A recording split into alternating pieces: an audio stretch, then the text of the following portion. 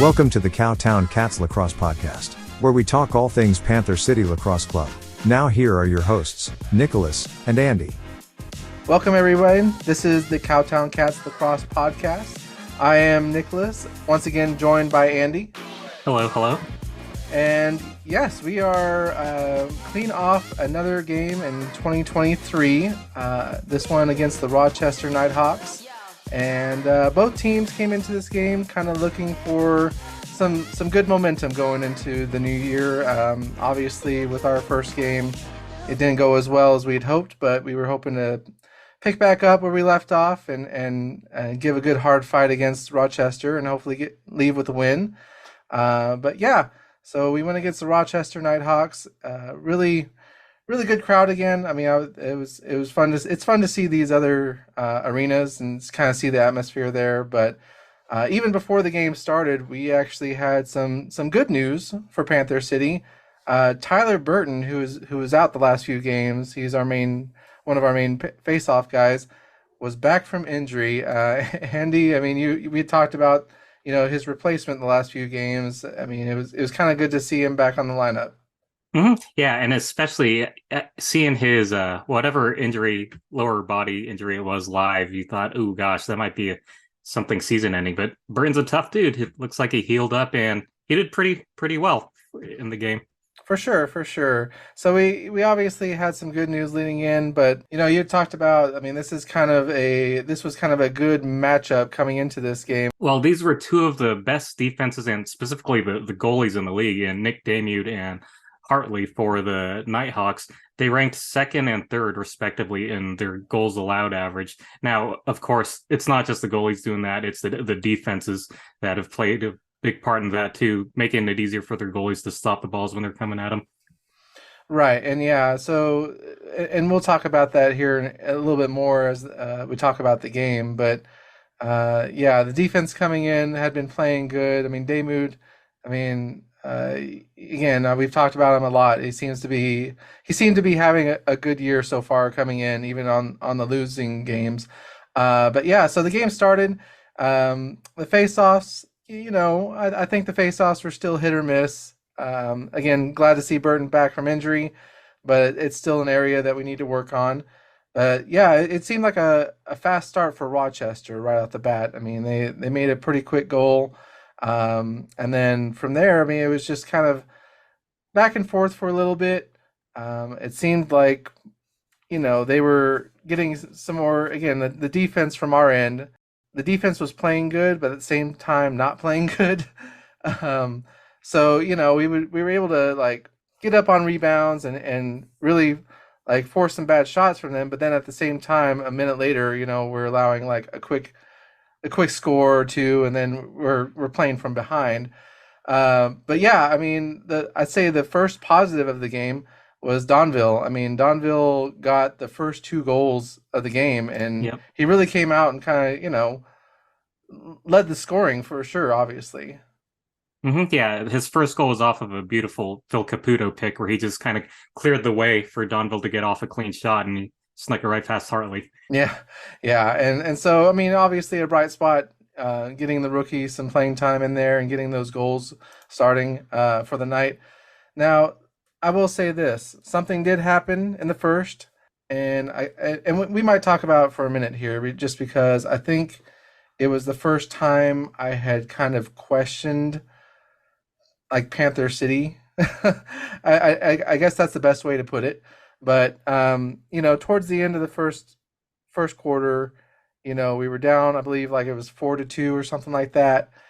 Damude came, they pulled Damude, and it was just weird. Even the announcers said, "Oh, well, a lot of teams do this to kind of give him a rest for a few minutes, kind of recuperate, and just kind of clear his mind for a minute before coming back in the second quarter." But yeah, I mean, they pulled him. And Cam went out there, and this was honestly the most action except for like last year's season finale where he kind of played more.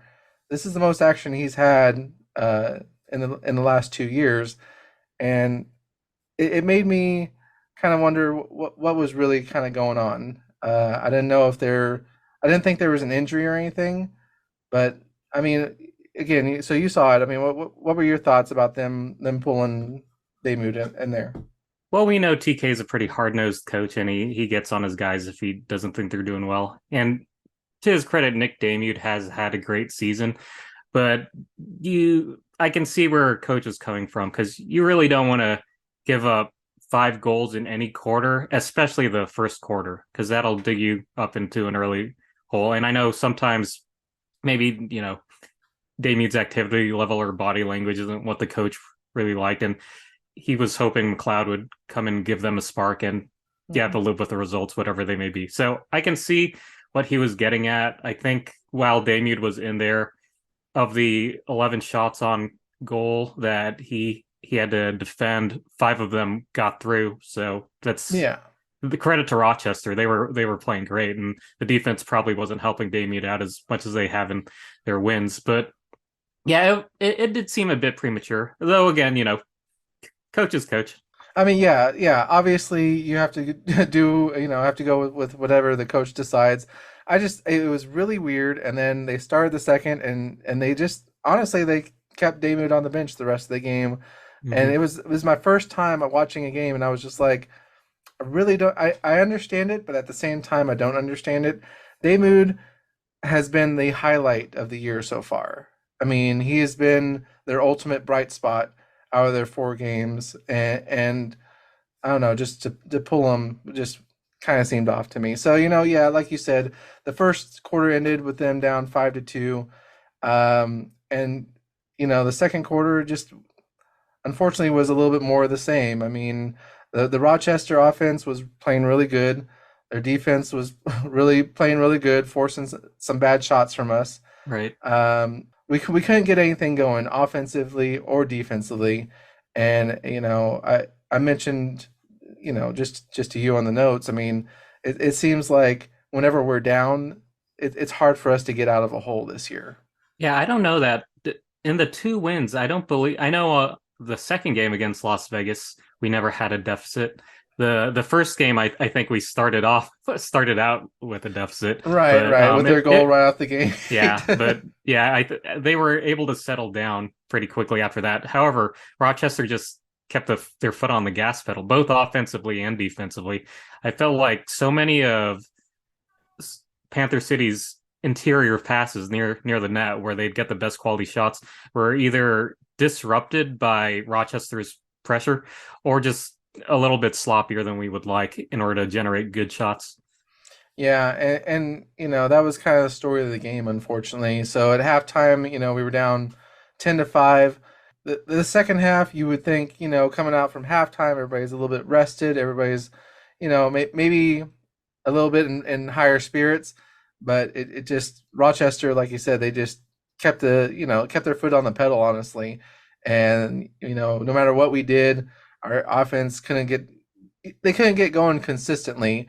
There were a few turnovers. I was just well, not really turnovers, but just like sloppy play that gave them the ball back, and I was just like, what are we doing? Yeah, Um, I haven't looked at the numbers, but I think this game we had 27 turnovers. I wouldn't be surprised if that's the most we've had in a game this season. It certainly right. felt that way looking at it. So we're obviously talking about a lot of the low notes. I will say one positive we can look at this game is we didn't have as many penalty minutes as we had Yeah, in our yeah. last game. Yeah, this game penalties weren't the problem. Granted, Rochester did take advantage of two or three of the ones that we did have, but definitely better than was it against Saskatchewan where they really Hmm. racked them up. Oh yeah, yeah, and so small improvements are always good improvements, but it's time to get all those separate improvements that we've done game to game and kind of put them all together for a full game. It Right. seems like every game there's something that we improve on from the last game and get better with, but then we fall in another part.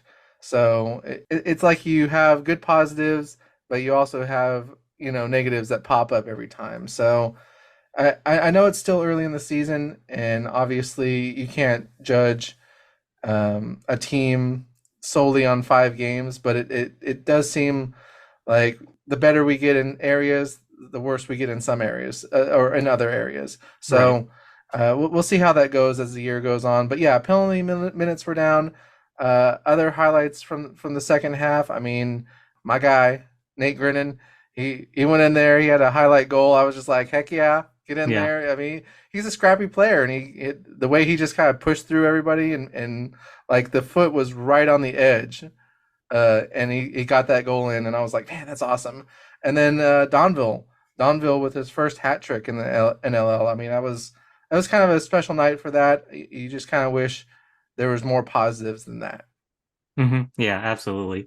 And there was even one play where I think Donville got caught up on transition defense, and once the Gilroy, who's a savvy vet, once he noticed that he had a rookie on him, he just was like, "Oh, mouse in the house," Right, and got one right on him. So yeah, but that doesn't take away from the awesome accomplishment of his first hat trick in just this is just his fifth game. So yeah, and so he's definitely getting that experience in there, and he just seems to be getting better each game. Again, now it's just kind of time to get everything clicking on offense and defense. But I mean, I didn't have anything much to add to the second half. I mean, was there anything you kind of can take away from the second or the third and fourth quarter? we had a few nice moments from, I think, Donville had a nice assist to Dean Farrell, who scored two on during the game. And then speaking of Grennan, his second goal, I love watching the guy go one-on-one. It reminds me of just seeing like a small basketball guard weaving through traffic, like keeping the ball, and then just making something out of nothing. He had another one of those where he was just took his defender one-on-one, and I think juked him out and dove right at the goalie and got it past him. So he's a really fun player to watch. Yeah, I mean, like I think that's why I've enjoy watching him so much. He has so many aspects and brings so much to so much energy to the game as well. Right. And so just enjoy watching him play out there. So yeah, so unfortunately the game didn't really go our way. We unfortunately didn't even break double digits. I mean, we lost 17-9.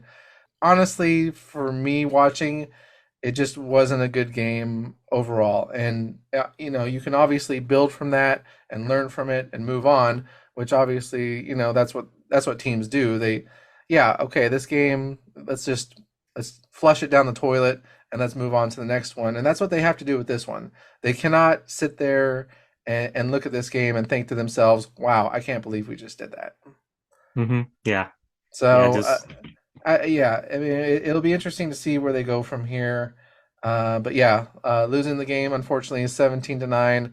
And we hope that the next game is an improvement even from this one as well. So, And this is no excuse, but I will say, I think I definitely underestimated Rochester coming into this. I think a lot of people did.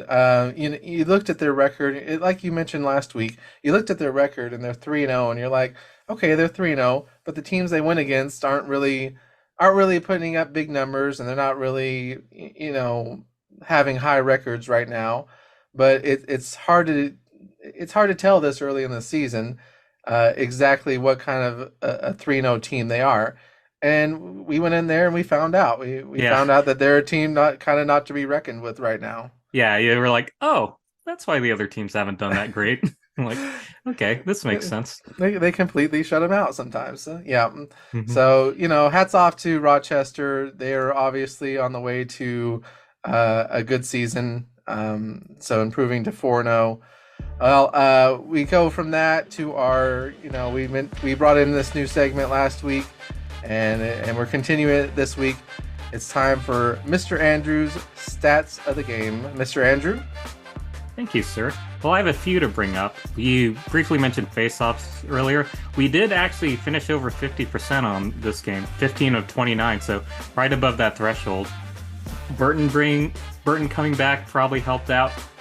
So it was a slight improvement. However, we didn't quite take advantage of those wins as much as you would have liked. I think the 27 turnovers definitely played a big part of that.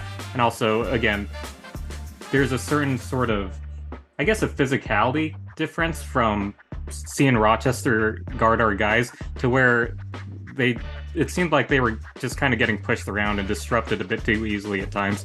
So if we can either take advantage of winning those faceoffs, get some easy transition goals right afterwards, that'll probably help put the pressure on the defense, maybe tire them out a bit more. But hey, it's a good start. Getting over 50% is looking good. Well, and I do have a quick question for you. Do you? We talked about this early in the year, even before the season started, about maybe even possibly rotating who takes the face-offs. I mean, do you think now that Hasek is back, do you think that's a possibility for them to maybe look into rotating for face-offs? Just because, yeah, the numbers did go up a little bit more, but it's still not where we would like them to be. I think I don't think it would hurt per se. One thing I have noticed, and granted, I'm relatively new to this sport, but Burton as well as Thompson from last year are both pretty seasoned veterans. So I don't know if there is a sort of kind of like if you've been in the league a while, maybe they want the more kind of savvy vets taking those face-offs instead of younger guys that can kind of run around a bit more. So after the vet wins the face-off, they can just get the ball going in transition. Or if they lose it, then they can get back on D pretty quickly. So I don't think it could hurt anything. It was probably good to get Burton back in the mix to get his stamina and all that up to speed. So I don't know. It's hard to say. I'll try to keep a closer eye next game to see how things pan out. Because from what I've seen, I'm pretty sure Burton took all of the face-offs last game. I could be wrong.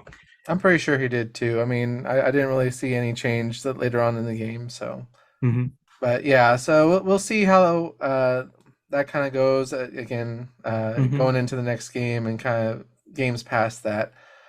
Well, I mean, it's that time again. We'll talk about our Cool Cat plays of the game. What would be your Cool Cat play of this game?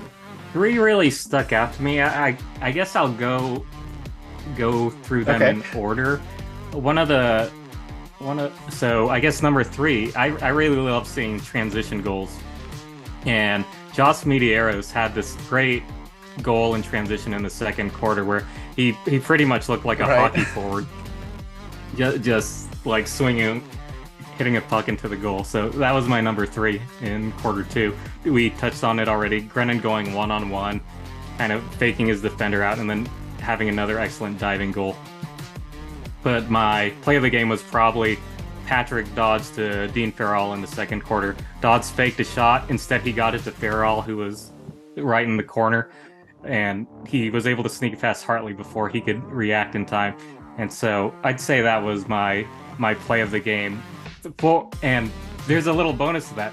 This was only brought up by the announcers in the first quarter. They mentioned that Patrick Dodds, should he surpass 100 points, he'll be one of the fastest players to have reached that in his NLL career, because this is only his second season. We've talked about how he was Rookie of the Year last season. So he had 84 points last season, and he has, I think, going into Rochester's game, he had 13. That play against Rochester was his only point, but that brings him that much closer to 100. I think, if my math is correct, it's 98 now. So he's creeping over. And it's something we could probably see, next game even, because, as we've mentioned before, Dawes is always, somebody that he's a force to be reckoned with, and that's always a possibility with him. For me, play of the game, it's going to be Grennan. I mean, again, just seeing him push his way through defenders and get in there in the thick of things and make that goal, I was like, man, yeah. I even had posted on our Instagram page. I mean, I see you. I see what you're doing there. So he is, we have a lot of great offensive talent on the team, but something about Grennan, I'd call him making lemonade out of lemons kind of player. Like if the defense isn't giving you anything, then he'll just kind of improvise and figure something out and get a pretty decent shot off. For sure. Well, that of course brings us to our Big Cat players of the game. Who's your player of this game? I would go with Donville. He had the hat trick, so yeah, he was the one kind of consistent, the closest thing to consistency that we were getting on offense, and this is a really good sign considering, again, this is just his fifth game in the NLL. So hopefully that's something that we can build Oh on yeah, going for forward. me, yes, it's Donville for sure. To come in there, I mean, even in a losing effort and still be a highlight like that, getting a hat trick and showing that you're not going to back down even in the tough games. I mean that shows a lot. So it's Donville for me too. But yeah, those are our players of the game. Final thoughts on the game against Rochester as we leave that, like I said, as we leave that in the past. Well, looking forward to them playing kind of with a bit of an edge or anger in their next game, because no one wants to lose by almost double digits. I'm sure no goalie wants to be taken out that early. Will Malcolm, who's generally one of the main contributors to this game, they pretty much held him in check. So I expect him to do well against Philadelphia. Yeah, and it'll be interesting to see, what happens next as far as the goalie situation. I really, I feel like pulling Damoud was fine after all, obviously, because the end of that game didn't turn out very well, and so I think this gives them a good idea of where they can improve on with him. But I mean, he's definitely been their bright spot so far this year. So I really hope that they can kind of turn that around, help him out a little bit more, obviously on the defensive side. But I mean, I expect Damoud back out there at the next game. So uh, Yeah, I'm sure he'll be playing the bulk of the minutes. Worst case, it was good to see Cam McLeod get for some sure, valuable for time. sure. I mean, yeah, getting that in season experience is always a good thing because you never know what's going to happen in this league. If somebody does get hurt or if Damoud goes down for some reason, uh, having that experience always helps. So, well, I hate to kind of interrupt, but we do have some breaking news for this week. I mean, I wish I had a little breaking news insignia or something sound going off, but uh, unfortunately, we got some interesting news this week. Panther City trades away Chad Cummings to the New York Riptide for Jake Fox. Um, Yeah, wow. you don't see a team trade away a captain very often, but there has to be a good reason for it. I don't know a lot about Fox. From what I understand, he is a great offensive player. So I think just by kind of looking from the outside in, they're very worried about their offense right now. Yeah, and I think what you've seen, we've talked about it before, how there's been a bit of inconsistency on that side, possibly defense too, but maybe coach and the GM, they might be looking at the team, and I don't know that they would necessarily be going all in on just having kind of an overpowered offense. I know in the Riptides case, they seem to be looking at their box scores. They're pretty set offensively with reigning rookie of the year, Hmm. Jeff Teat. So Fox might have been expendable on that end. And as good as Teat is, the Riptide haven't won a single game this season. So they're definitely weaker on the defensive side. And that's where Chad Cummings will definitely help them out. So it's a bummer to see him go. Um, it'll be interesting to see who fills his shoes not only on the court but also as a Right, leader. and and kind of conjoining news with that. If I remember right, the Riptide actually just let their coach go here recently. Oh, So or was it their? Yeah, I think it was their coach or their manager. But so it'll be interesting to see with them what direction they go as well. Yeah, it's sad to see a guy of his stature go with such a young team. Again, everybody who was in the team in our inaugural season, I think, has a special part in it because they were helping a new team grow. But now we're starting to see, mhm, okay, yes, we're a young team, but we're also a team that's ready to win now. And I think the right. fact that Their offense was down. I mean, we talked about it last time. Their goals per game average was what, 10, and then they didn't even break that average in the last game. Goes to show you, hey, okay, well, we need to change something. And Hmm. unfortunately, it was, Absolutely. it's kind of a casualty of what their goals are. So yeah, I mean, hats off and good luck to Chad Cummings. He's definitely a big part of Panther City and will always be. But it is kind of sad to see him go. It'll be a good addition with Fox coming in on the offense, and so yeah, we look forward to seeing what changes come in the coming weeks for Panther City with the addition of Fox in there. Well, as I talk about that, we are looking forward to the next game. The next game is this upcoming Saturday night against the Philadelphia Wings. And the Philadelphia Wings have had an interesting season of their own. They are looking keep this winning streak going. Their season started off against Halifax. Now Halifax and Buffalo are the top two teams out east, and so they got destroyed by them in the opener, but has since come back with wins against Georgia and most recently Las Vegas. I actually got to watch a little bit of that game last week, Nice. but uh, but yeah, I mean obviously the history with Philadelphia is, they were our first opponent last year, and we kept it very close with them. But yeah, going against Philadelphia, I mean, what are your kind of expectations looking towards this game here?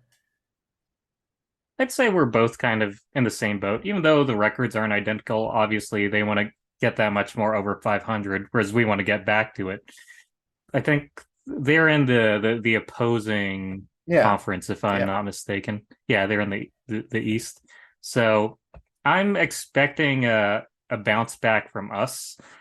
And at this point, I don't know that we'll win necessarily, especially with the new addition trying to fit Fox into the offense and seeing. I think he might need a few more reps for them to get things going.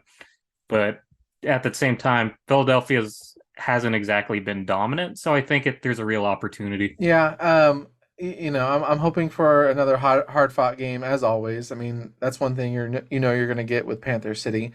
Um, but yes, the inclusion of Fox, I don't think he's going to get a ton of playing time, obviously, right off the bat. You can only practice so much before a game in the middle of the week. I really want to say that I want a close game, but this is another one of those games that could go one way or the other. It could be a Hmm. close game, and either we win or lose, or we still have a hangover from the last game. And I hope that's not the case. Hmm. Well, for me, looking at it, I hope for a win. I mean, yes, I think now is the time that you need a win just to bring up the morale.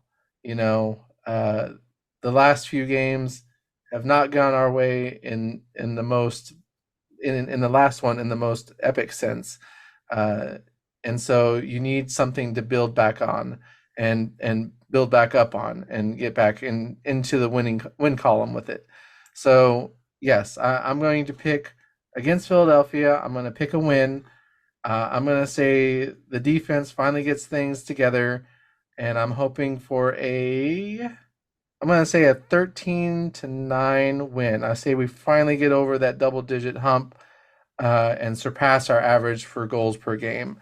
What about yourself?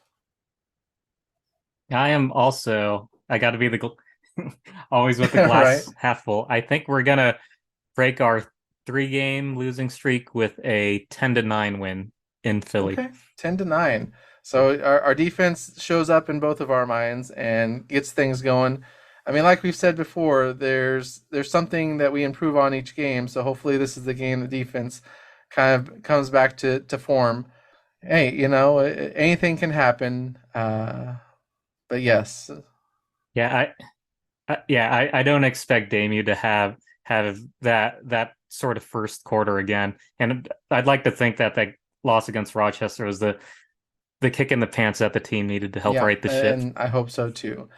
Well, before we finish up tonight's episode or today's episode, I did want to give a quick shout out. So Martin Gaucher hit me up on Instagram, and so earlier on in the year we had mentioned about Gaucher's experience with box lacrosse. Obviously, being a rookie, I didn't know about kind of his previous experience, but Martin Gaucher messaged the show through our Instagram page, which if you ever want to check us out is at Cowtown Cats Podcast 1.